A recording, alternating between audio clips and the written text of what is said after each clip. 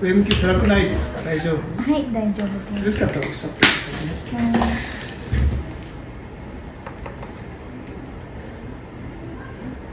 見づらいな。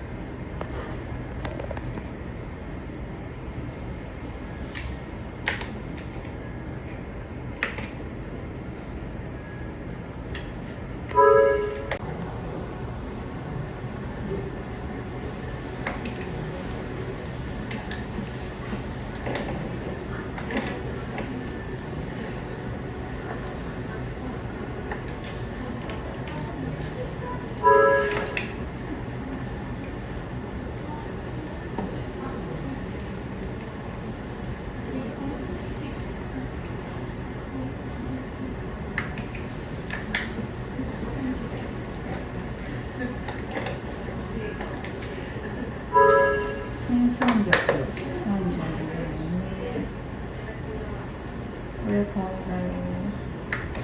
なんか口の中ね。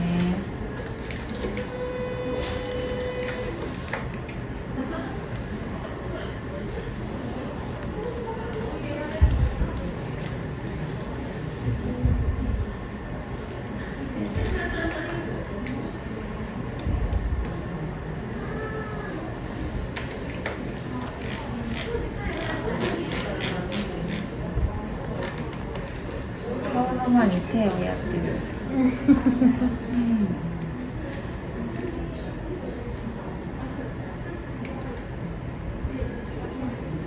鼻で目ですね。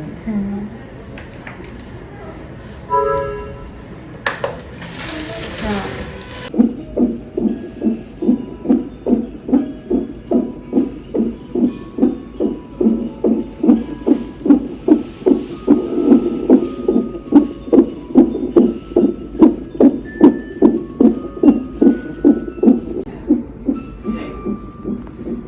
ゃあ。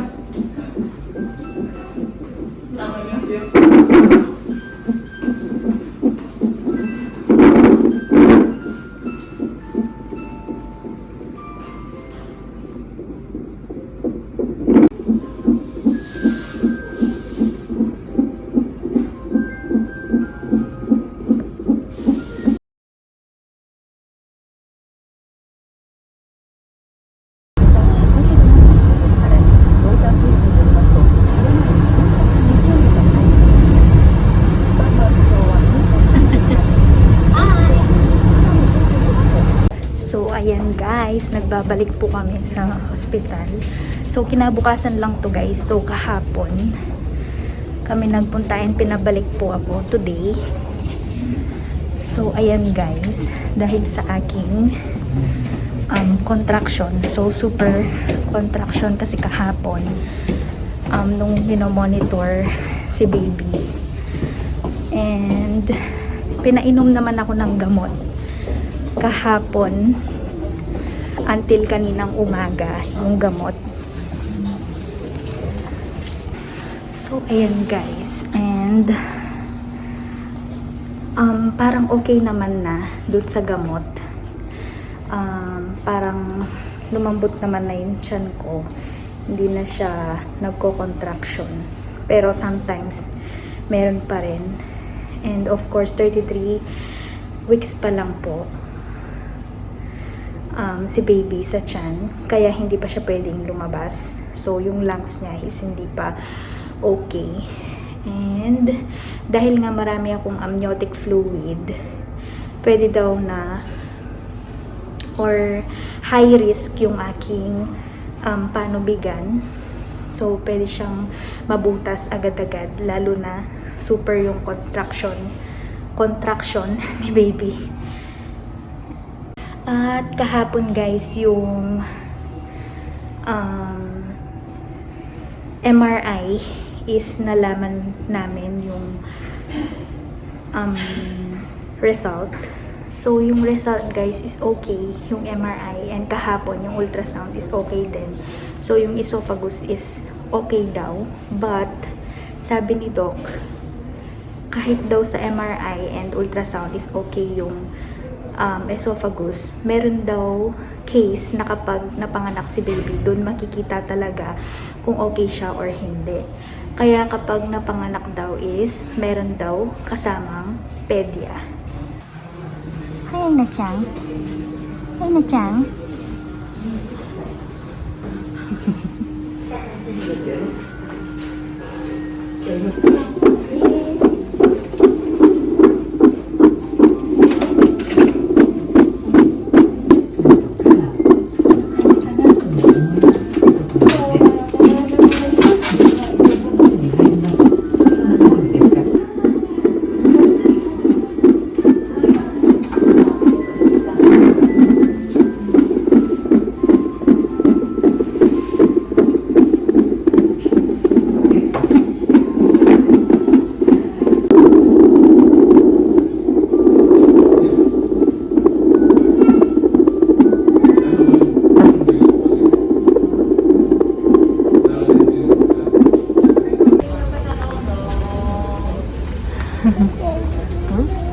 Ay? Ano pong ginagawa? Beautiful eyes!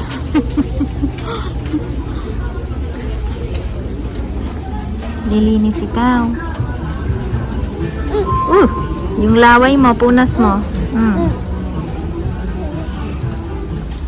So, ayun guys, update. Okay po lahat yung today, yung monitor. So, okay yung monitor ni baby today. Hindi siya nag-contraction. Yon. Kasi guys, kung nagtuloy-tuloy yung contraction ni baby is mako-confine ako ng hindi ko alam kung ilang araw. Basta hanggang sa maging okay daw yung contraction. So, parang hanggang sa maalis yung contraction. Dahil okay naman yung monitor today, yung NST guys, binigyan na lang ako ng 2 weeks na gamot for 2 weeks.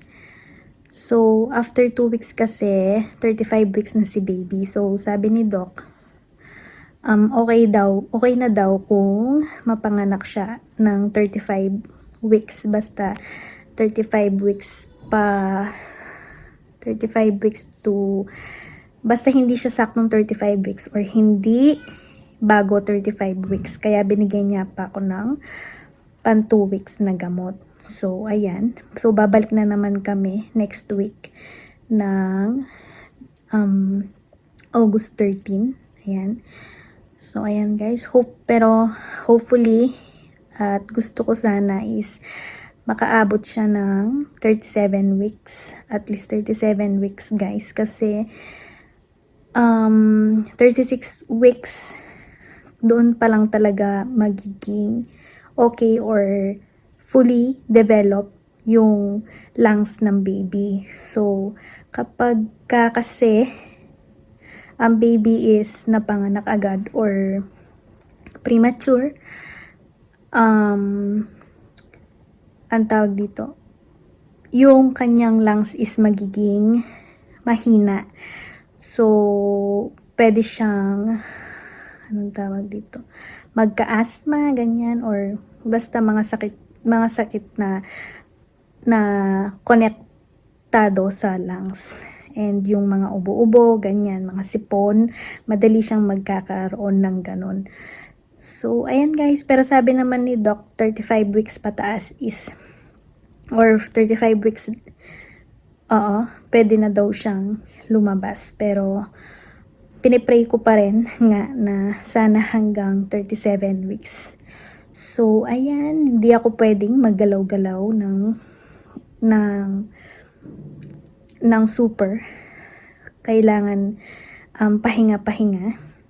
So, hindi naman siya totally bed rest. Mag-ingat lang sa mga galaw. So, yan guys. So, see you again next week. So, next week, August 13.